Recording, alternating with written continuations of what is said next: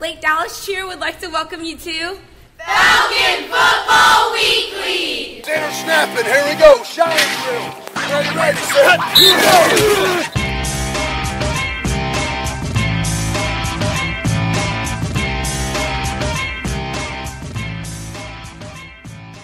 go! Welcome to episode 4 of Falcon Football Weekly. As always, joined by head coach Michael Young. Welcome, Coach Young. Oh, well, glad to be here. Coach Young, I do want to talk to you about, very exciting things happening for some of your former players over the weekend. Keegan Brewer, I'm sure you've probably seen it by now, as the rest of the country, if not lots of folks around the world have seen this.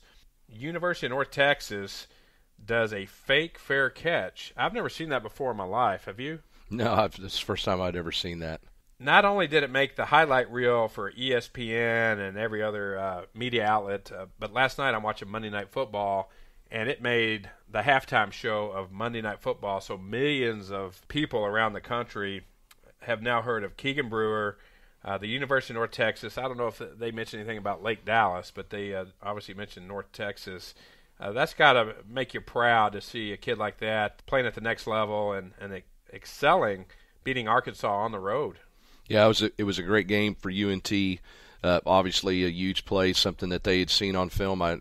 People had asked, how does that happen? It was obviously something UNT staff had found because they had actually told the officials before the game they were going to do it, and to make sure that they didn't blow the play dead and blow a whistle and stop it from happening. So it was a well-designed play. Keegan did a great job of acting it out because they could have walloped him when he's standing there. Yeah, he sacrificed his body. Oh yeah, they could have. They could have came up and really knocked him silly when he was standing there with the ball. But it was a well-designed play. Everybody, of course, is the buzz about it. We had quite a weekend with some other former Falcons as well. Well, hey, back to Keegan Brewer. I was studying that play. I was like, man, did they? They've been working on that since August. The coaching staff saw some things. So it wasn't something they just put in on Wednesday. What they mentioned was the defender, number 31 for Arkansas, said something to Keegan like, hey, why aren't they blowing the whistle?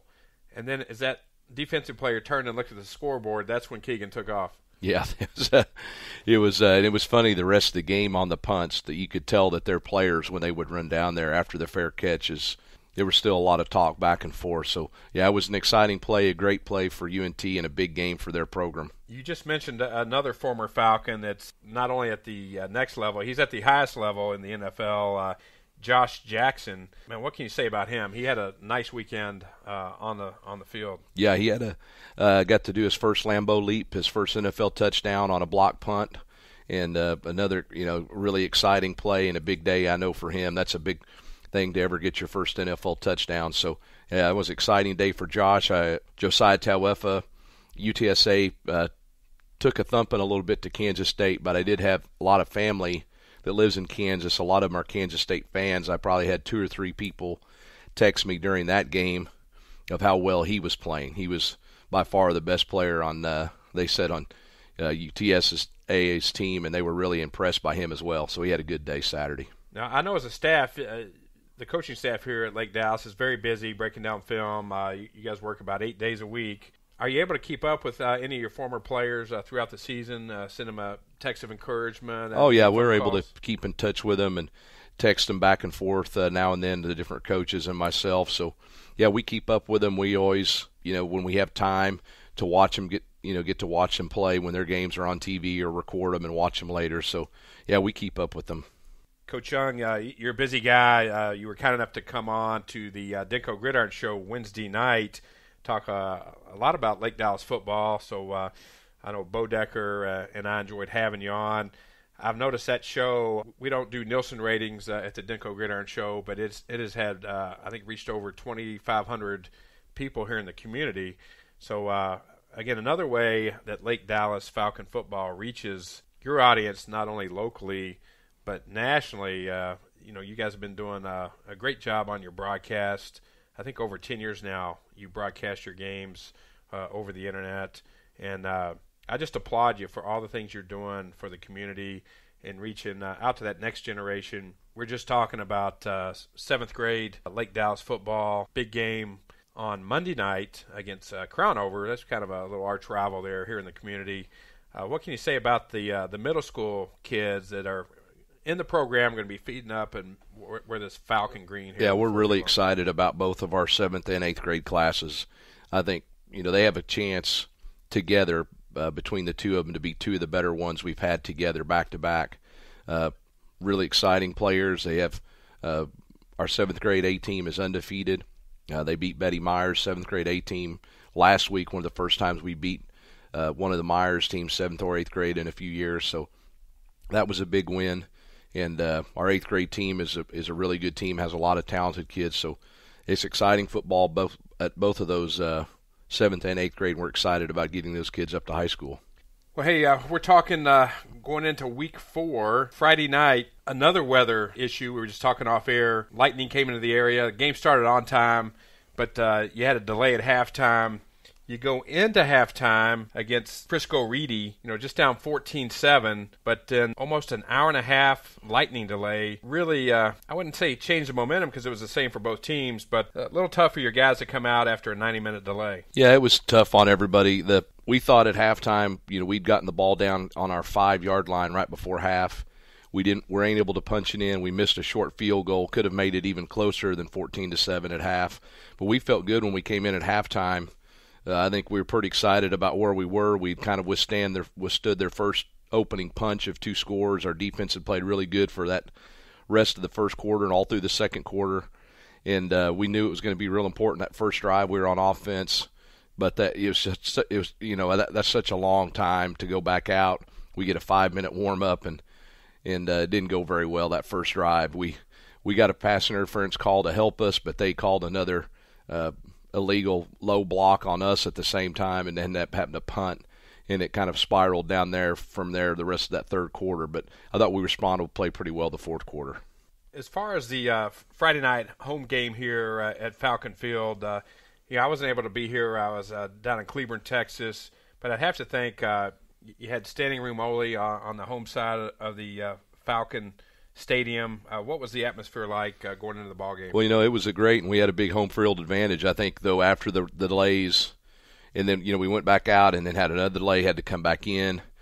By then, when we came back out, most of the crowd had left. Both bands had all left. So the home field advantage the second half was there really wasn't one to be had. It was about as quiet as you could have a football stadium for the second half of the game. It may have almost been like a reverse, Coach, where your guys got that home field. They're playing in front of the home field fans, the cheerleaders, the band, and they come out and they're not there. It was almost probably like a little deflating. Yeah, it's and we don't blame everybody. The weather was bad. It was a long time back and forth. The bands, both schools' bands, had to pack their stuff up and leave. It was too much rain on their equipment and everything else. So I understand it, but yeah, it was kind of an eerie feeling playing such a big game the second half with hardly anybody there.